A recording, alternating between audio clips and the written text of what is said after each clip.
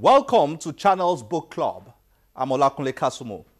Whether it's the Shanghai Festival in China, Sydney Festival in Australia, Washington National Book Festival in the US, or Edinburgh Book Festival in Scotland, book and art festivals are considered to be important cultural, social, and economic events for showcasing literature and art values.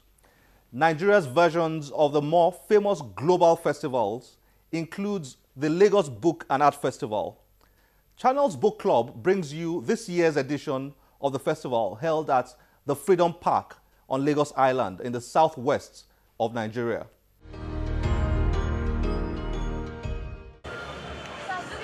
The Lagos Book and Art Festival, popularly called LABAF, is the oldest running book and arts festival in Nigeria. This year's edition is the 17th in the annual series.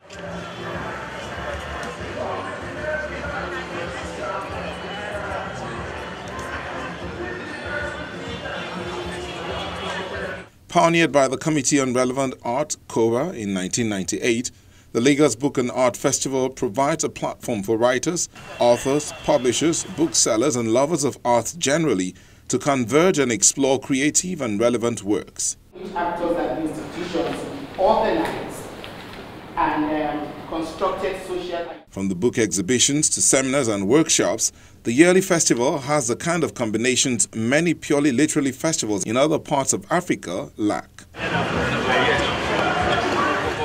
My experience here has been fantastic. I like art, I like music, I like jazz music, I like folk music, and that's what has been the foundation, the music that's usually played here at the LABAF, Lagos Book and Art Festival, and this is my third time of coming here.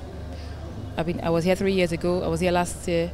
Well, I think so far it has been a wonderful festival. There's no event that is perfect, and when you look at the fact that the organizers of this event have managed to bring people of high quality, intelligent people around, and they've been able to bring them to examine issues, various issues from corruption to the Niger Delta issue to so many things. I think it's been wonderful. Ken Saro-Wiwa was the writer, producer, and human rights activist who was executed by Nigeria's late military dictator, General Sani Abacha, 20 years ago in a Port Harcourt prison. The LABAF 2015 was dedicated to the late author of the Ogoni Bill of Rights, and therefore it was appropriately tagged Text of Self-Determination, dedicated to the memory of Ken Saro-Wiwa 20 years after. No, well, it's Ken Saro-Wiwa, you know, a lot of people forget that this is essentially a writer. I mean, first and last.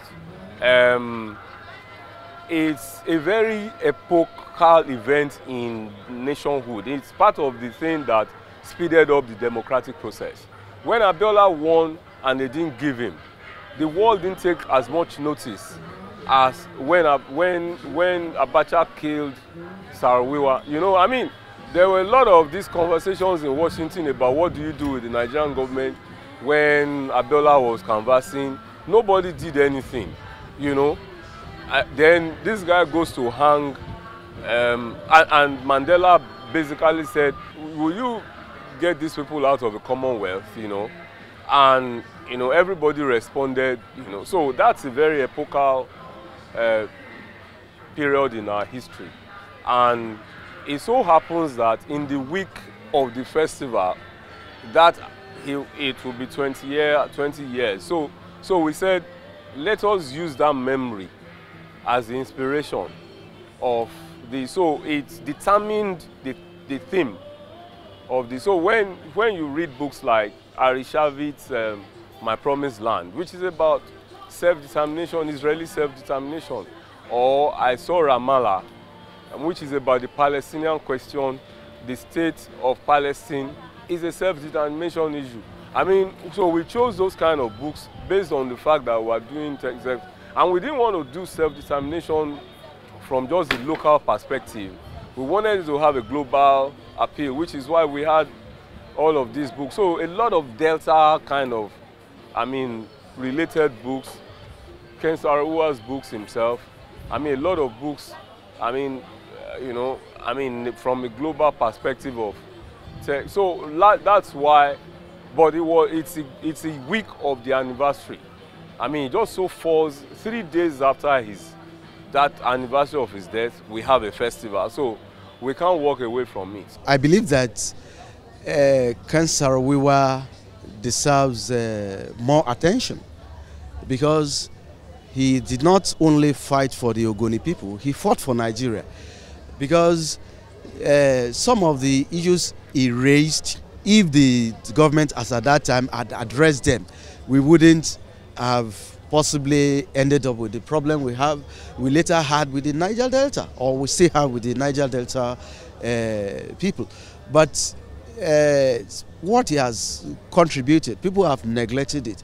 And any society that does not honor its heroes is not likely to progress at the rate at which it's supposed to progress. Because whichever way you look at it, it's not as if Saro-Wiwa was so poor that he needed the oil money of Shell to survive, but he gave himself he gave himself up to the struggle, and he paid the supreme price.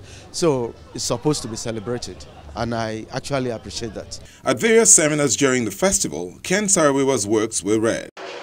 I have devoted my intellectual and material resources, my very life, to a cause in which I have total belief and from which I cannot be blackmailed or intimidated.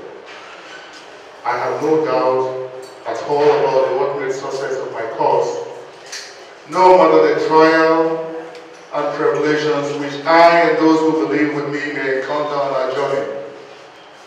No imprisonment nor death can stop our ultimate victory. I was quite familiar with the court and the procedure. I waited with bated breath for the chance to be read.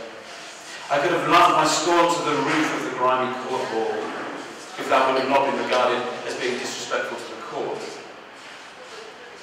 I heard it said that we had assembled at an Ogoni village, which I had not visited in all my life. There's a plan, I know not what. The review session then focused on exploring books on self-determination, the ideal Ken Saro-Wiwa dedicated his life to seek for the people of Ogoni land. They would not have had to fight this war, for example, if Sudan was not a country that included different ethnic nationalities with different cultures and different history, and different ways of doing things. Now, of course, prior to the British, these people lived together, in a way, peacefully.